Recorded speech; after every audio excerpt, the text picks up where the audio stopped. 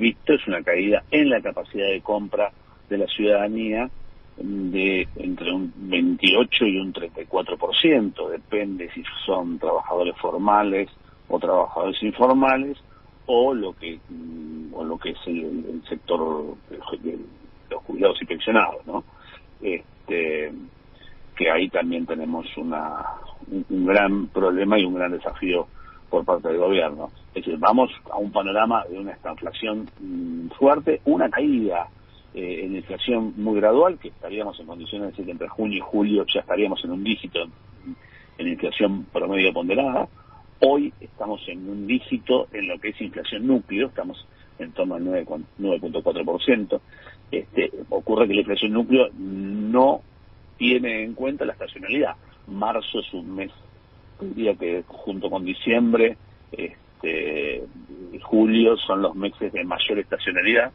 La inflación núcleo no mide estacionalidad, pero si analizamos la proyección, a nosotros nos está dando para el mes de marzo un 11,7% de inflación, desagregando alimentos 12,4%. La inflación núcleo poco más del 9%. Ahora, lo positivo, la lectura positiva es que nos está dando lo mismo que el mes pasado, incluso un poco menos, siendo marzo un mes de mucha estacionalidad. ¿A qué costo? Bueno, básicamente un costo de una recesión muy, muy grande, y en el mes de abril obviamente va a impactar, sin lugar a dudas, entre 1,5 puntos y 2 puntos, todo lo que es cuadro tarifario, gas, electricidad, transporte y demás, lo que es tarifas reguladas, que en este mes no han impactado, o impactaron de manera mínima. Así que un poco el panorama es ese. Vamos a tener una recesión seguramente hasta, te diría, desde la segunda mitad del año, tomar los últimos 3 meses donde podríamos empezar a ver una estabilización en lo que es el consumo, ¿no? Miguel, me quedé pensando con algo que usted dijo al inicio de su respuesta, esto de que el consumo comenzó a ser más racional, ¿no? Como algo más pensado, y eso me disparaba una duda, ¿no? ¿Cómo es el argentino como consumidor, ¿no? Hay patrones que se mantienen a lo largo del tiempo. ¿Cuáles son las variables que inciden? Seguramente la cuestión del poder adquisitivo influye en el hábito de consumo, pero ¿hay algo que nos distinga?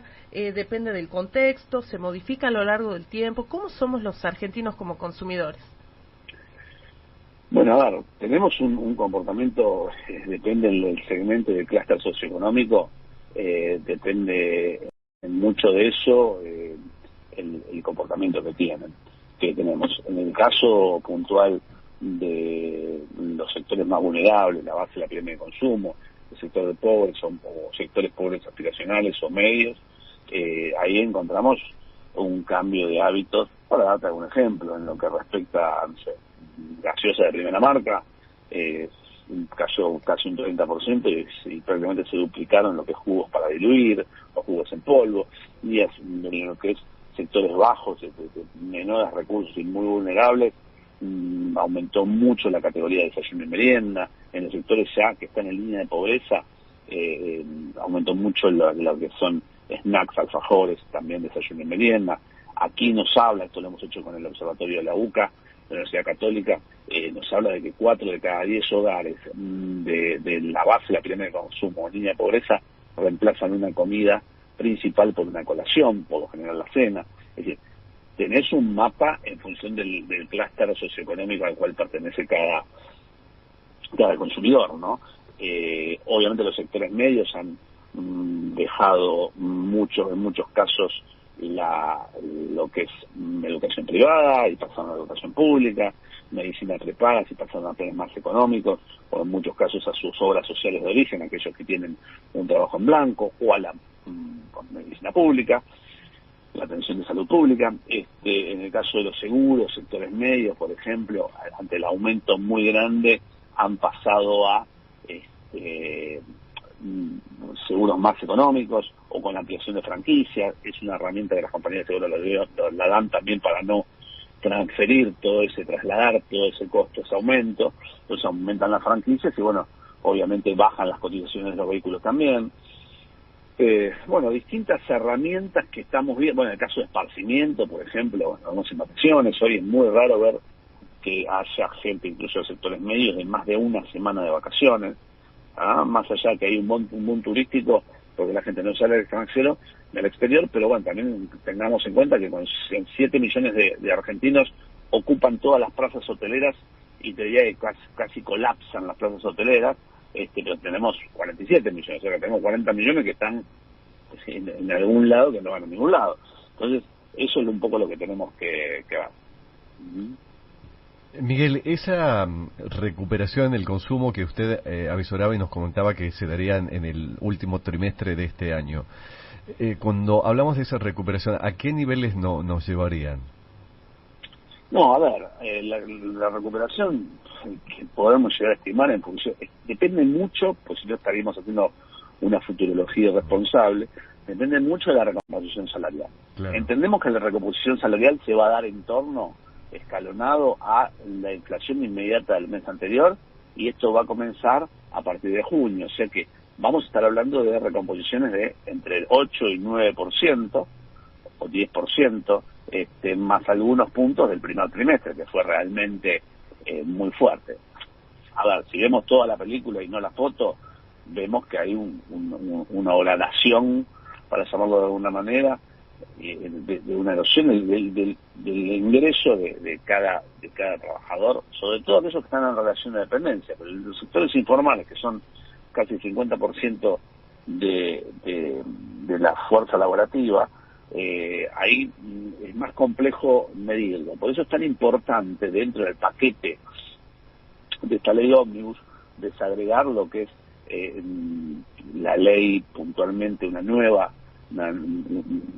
reforma laboral y fiscal y tributaria, ¿no? Fiscal y tributaria sobre todo para tratar de impulsar el consumo de bienes esenciales. No nos olvidemos que se ha caído también la venta de medicamentos, la venta de alimentos, pero en el caso de medicamentos es más grave porque están discontinuando procesos de tratamiento, ¿no? De enfermedades crónicas. Casi un 20% están discontinuándolo. Entonces es un tema lo cual hay que prestarle mucha atención y obviamente las autoridades de PAMI tienen un gran desafío a la hora de renegociar los convenios con los laboratorios y las droguerías, para poder darle a los jubilados ese portfolio de medicamentos sin cargo, ¿no? Y él, en cuanto a la forma de pago, ¿no? Creció el consumo con tarjeta de crédito. La gente, al no llegar a fin de mes, comienza a utilizar por ahí la financiación para poder, bueno, justamente comprar esos bienes básicos, ¿no? Esos productos esenciales. Sí, lo que ha crecido mucho, sin lugar a dudas, es hay niveles de morosidad muy altos. Hoy han crecido lo que es el pago mínimo, que hasta hace unos meses era una encerrona muy fuerte porque las tasas superaban el 200%. Hoy tampoco son mucho más bajas, pero bueno, hay una tendencia a la baja de las tasas bancarias. Pero sí, efectivamente la gente está, sin lugar a dudas, tomando, aquellos que tienen la posibilidad de tener alguna herramienta de crédito, lo utilizan y tratan de no hacer el pago mínimo. Pero estamos hablando de un 30% de la población, ¿no? Por lo general son sectores formales de la economía que tienen un sueldo y tienen una tarjeta de crédito. Que sí, lo utilizan obviamente a principio de mes y le ganan prácticamente un 10%, 15% ahora con estas tasas a lo que se venía dando en el mes de diciembre, ¿no? Que obviamente la inflación fue muy superior, pero son herramientas que se están utilizando mucho, y también hay un cambio de hábito en el consumo respecto de mayoristas, se hacen muchos pools de compra. Otro de los cambios de hábito que lo veíamos solamente en los sectores de limpieza hogar es la venta fraccionada. Hoy lo vemos en sectores de almacén, de productos secos, la venta fraccionada, que bueno, son distintas alternativas. Sí. Lo que conocemos en economía como fenómeno de reduflación, que es muchas veces el achicamiento del contenido con un mismo packaging, ¿no? Miguel, muchísimas gracias por este tiempo, le mandamos un saludo.